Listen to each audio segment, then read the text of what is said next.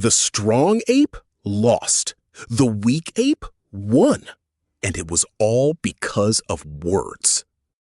Last time, we asked the strangest question in our story. The Neanderthal was stronger than us, with an even bigger brain. So how on earth did a weaker ape beat him? The answer is not in our muscles, and not in the size of our brains. It is hiding somewhere far stranger. Because about 70,000 years ago, something changed inside the sapiens' mind. An accident, a tiny spark, and suddenly the weak ape began to win. To see it, we have to go back to a moment of total failure. 100,000 years ago, sapiens first crept out of Africa. We reached the Middle East, and there we met the Neanderthals. And we lost. They pushed us straight back into Africa. For over 100,000 years, sapiens was just another animal, nothing special. But 70,000 years ago, we walked out of Africa again. And this time, everything was different. This time, we did not just push the Neanderthals out of the Middle East. We pushed them, and every other human, off the entire planet. In no time, we reached Europe and East Asia. And 45,000 years ago, we did the impossible. We crossed the open sea and reached Australia, a land no human had ever touched. Think about what that took. People who had never seen the far shore, building rafts to cross an ocean. No other animal had ever done anything like it. 70,000 years ago, everything changed. And suddenly, sapiens began to invent boats, oil lamps, the bow and arrow, even the needle to sew warm clothes against the cold. And then, something that had never existed before. Art. The oldest we have found is the Lion Man, a statue, half man and half lion, carved from mammoth ivory 32,000 years ago. A creature that never existed in the real world, only inside a mind. Stop and think how strange that really is. For the first time, a creature could picture something that simply was not real. The Lion Man, the first imagined thing. So what on earth happened? Why this sudden leap? The most accepted idea is that a tiny genetic mutation rewired the sapiens' brain. It let us think in brand new ways and speak a brand new kind of language. We call it the tree of knowledge mutation.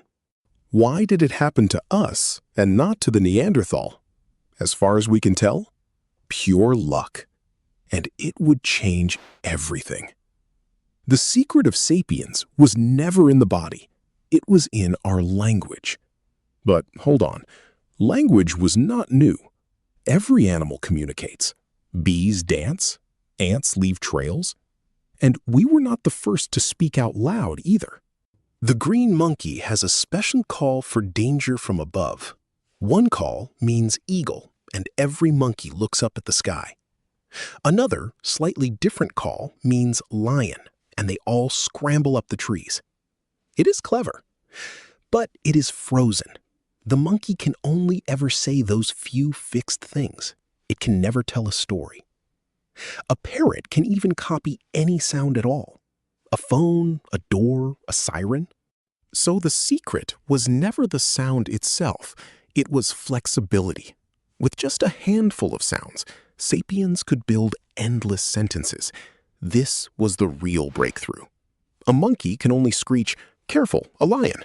But a sapiens could say, "This morning, by the river, I saw a lion chasing gazelles." The exact place, the time. A plan to scare it off and steal its prey. For the first time, an animal could talk about things that were not even there. The past, the future, a plan for tomorrow, a memory from years ago. Suddenly, the whole world could live inside a single conversation. But the most important thing to talk about was not lions. it was other people. Because Sapiens is, above all else, a social animal. And to survive, it is not enough to know where the lion is. You need to know who hates whom, who is loyal, and who will cheat you. We called this gossip. Far more powerful than it sounds.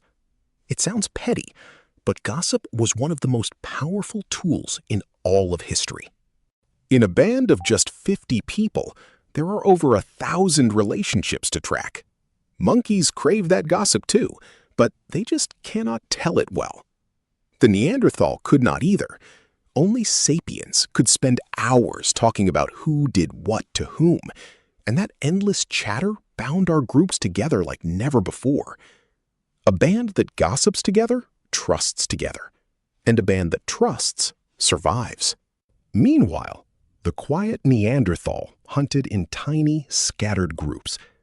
With language and gossip, Sapiens could cooperate better than any animal alive. But gossip has one hard limit. You can only really know and gossip about a small group. Around 100, maybe 150 people. No more. This is our natural limit.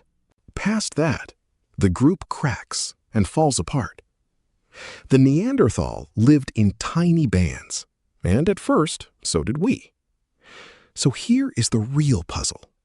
How did we go from bands of 100 to cities of millions?